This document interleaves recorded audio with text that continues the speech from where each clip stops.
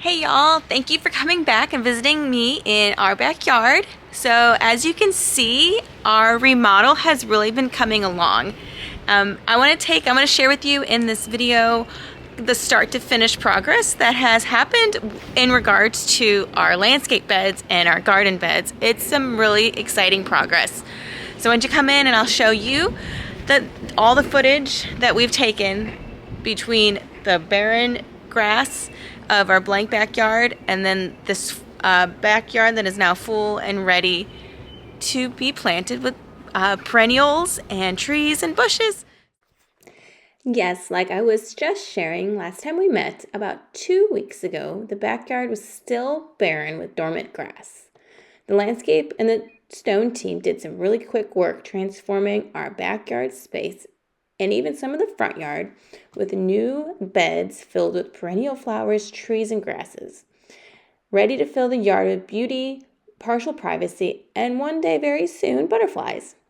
So the outline I want to walk y'all through to show you and to share with you the footage of the work that they completed.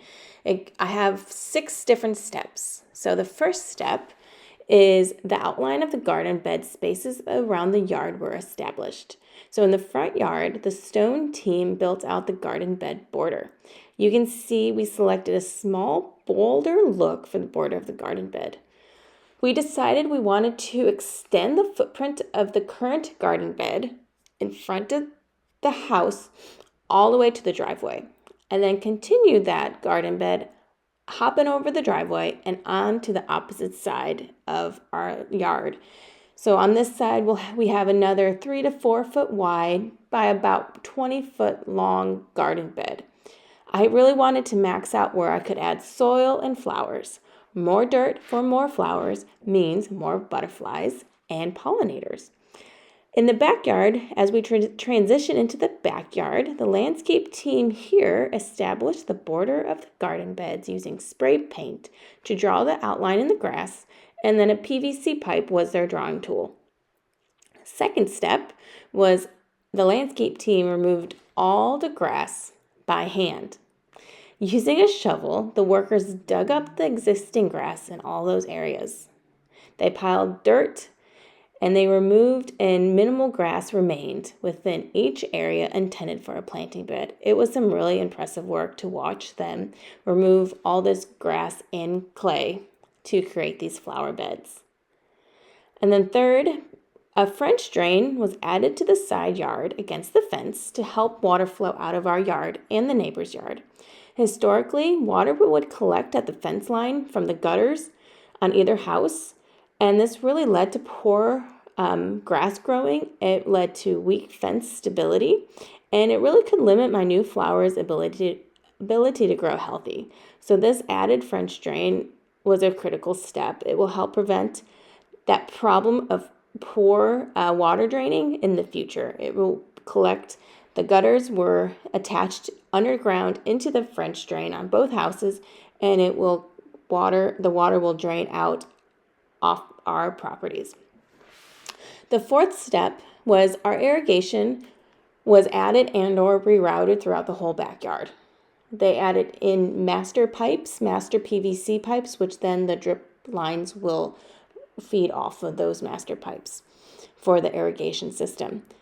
The fifth step was new topsoil was tilled into each new flower bed. About 3 inches were added to all the new garden beds. At this step, once all the dirt was tilled into the existing ground, drip lines within the beds were laid. The sixth and final step was really the most exciting part, the delivery of our much anticipated flowers, trees, and grasses, y'all. This was so exciting.